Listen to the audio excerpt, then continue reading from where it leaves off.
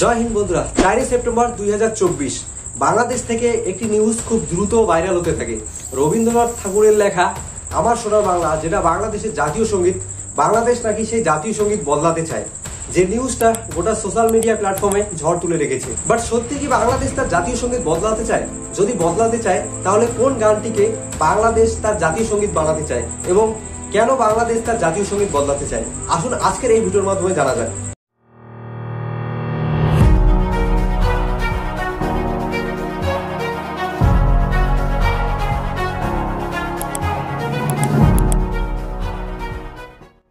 বাংলাদেশের জাতীয় সঙ্গীত বদলানোর প্রস্তাব কোথা থেকে এসেছে জানেন?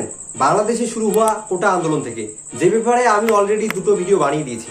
বাংলাদেশে কোটা আন্দোলন শুরু হওয়ার পর থেকেই বাংলাদেশের বিভিন্ন ঘটনা সামনে আসতে থাকে। শেখ হাসিনার পদত্যাগ, বাংলাদেশে অন্তর্বর্তী সরকার গঠন এবং বাংলাদেশের সংখ্যালঘুদের উপর আক্রমণ, সেই একই রকম ভাবেই প্রস্তাব উঠে আসে বাংলাদেশের জাতীয় সঙ্গীত পরিবর্তনের। তবে এই জাতীয় সঙ্গীত বদলানোর প্রস্তাব কিন্তু এবারই প্রথম নয়। এর আগেও অনেকবার জাতীয় সঙ্গীত বদলানোর প্রস্তাব রাখা হয়েছিল। প্রথম প্রস্তাব রাখা হয়েছিল 1975 সালে 15ই আগস্ট শেখ মুজিবুরের হত্যাকাণ্ডের পর। শেখ মুজিবুরের হত্যাকাণ্ডের পর বাংলাদেশের ক্ষমতা চলে যায় রাষ্ট্রপতির হাতে। তখনকার বাংলাদেশের রাষ্ট্রপতি ছিল খন্দকার মোস্তাক আহমেদ। তখন খন্দকার মোস্তাক আহমেদের সরকার একটি উচ্চ পর্যায়ের কমিটি গঠন করে বাংলাদেশ থেকে রবীন্দ্রনাথ ঠাকুরের লেখা আমার সোনার বাংলা গানটিকে বাদ দেওয়ার জন্য।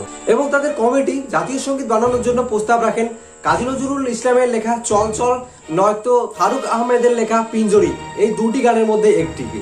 এখন আপনারা হয়তো ভাবছেন খন্দকার মোস্তাক আহমেদ কেন বাংলাদেশের জাতীয় সঙ্গীত বদলানোর পরিকল্পনা শুরু করেছিল।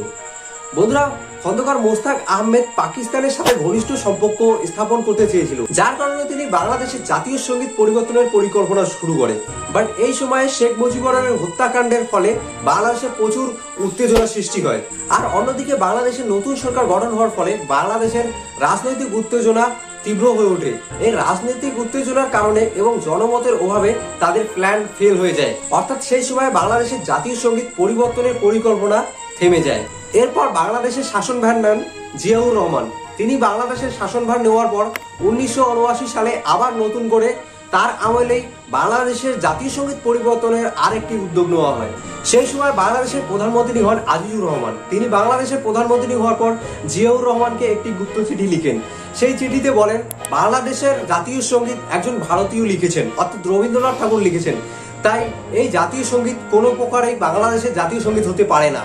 বন্ধুরা, এর পরেও কিন্তু তাদের এই প্ল্যান, অর্থাৎ জাতীয় সঙ্গীত পরিবর্তনের প্ল্যান নষ্ট হয়ে যায়, কারণ 1981 সালে জিয়াউর রহমানকে হত্যা করা হয়। তবে কি বাংলাদেশের জাতীয় সঙ্গীত পরিবর্তনের প্রস্তাব এখানেই শেষ হয়? না বন্ধুরা, এরপর 2001 সালে বাংলাদেশে ক্ষমতায় আসেন বিএনপি, অর্থাৎ বাংলাদেশ ন্যাশনালিস্ট পার্টি। সেই সময় বাংলাদেশের প্রধানমন্ত্রী হন খালেদা জিয়া।